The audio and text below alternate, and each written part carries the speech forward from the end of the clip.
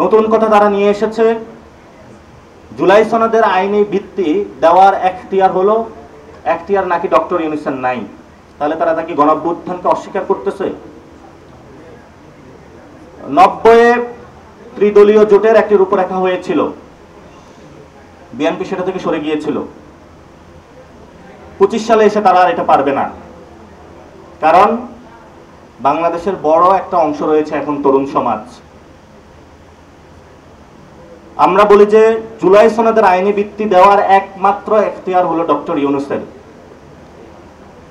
Doctor Yunus বাংলাদেশের সামনে অতি সত্বর শহীদ মিনারে গিয়ে জনগণের সামনে উপস্থিত হয়ে জুলাই সনদের আইনি ভিত্তির আদেশ জারি করতে হবে। যদি সেক্ষেত্রে কোনো ব্যত্যয় হয় তাহলে সেটা আমরা কিভাবে করব সেটা আমরা বাংলাদেশের জনগণকে আবার রাজপথে দেখিয়ে দেব ইনশাআল্লাহ। আমরা যথেষ্ট উৎকণ্ঠা এবং উদ্বেগের মধ্যে রয়েছি। সরকারের কাছে আমাদের আবেদন থাকবে যে আপনাদের কাছে নীতিমালা এসেছে, আপনারা দ্রুত আদেশ জারি করুন। আমাদের এই উৎকণ্ঠা, বিএনপি যে অনৈক্য সৃষ্টি করতে চাচ্ছে, এটা থেকে বাংলাদেশকে মুক্তি দিন।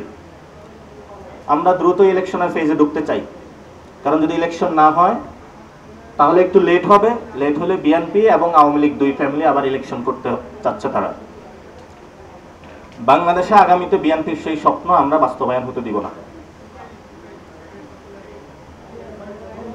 এখানে তারা বলছে রাষ্ট্রপতি নাকি হলো অধ্যাদেশ বা প্রজ্ঞাপন বা আদেশ জারি করবে। শিয়া বাটার ও ভিটামিন ই সমৃদ্ধ লিলি বিউটি সোপ, তারুণ্যময় উজ্জ্বল ত্বকের জন্য।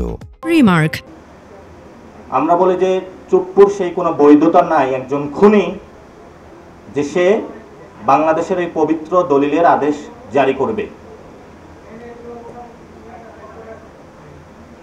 যখন চুপ্পুর পদত্যাগ করতে জনতা বঙ্গভবনের সামনে উপস্থিত হয়েছিল,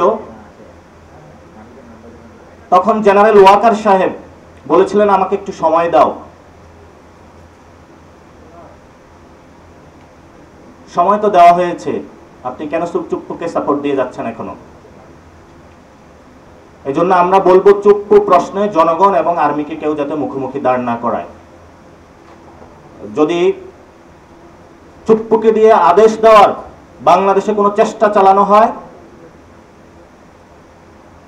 তাহলে জনতা বঙ্গভবনে চলে যাবে। আগে গণভবনে গিয়েছিল, নতুন করে যদি এই ধরনের কোনো প্রচেষ্টা চালানো হয় তাহলে জনতা আবার বঙ্গভবনে যাবে ইনশাআল্লাহ।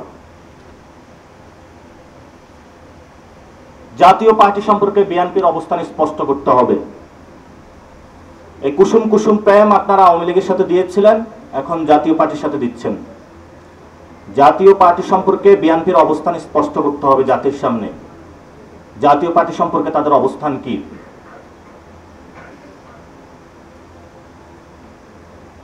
আমি যে বিষয়টি আপনাদেরকে লাস্ট বলতে চাই, এই যে নোট অফ চিটিং,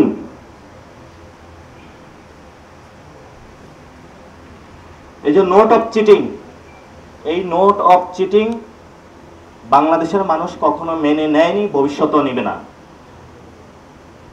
এবং এই নোট অফ চিটিং এর মধ্য দিয়ে বাংলাদেশে বিএনপি যে ধরনের অস্থিতিশীলতা সৃষ্টি করতে চাচ্ছে, আমরা তাদেরকে আহ্বান জানাবো যে আপনারা এইসব কার্যক্রম থেকে সরে আসুন, নতুনভাবে বাংলাদেশের মধ্যে রাজনীতি করুন।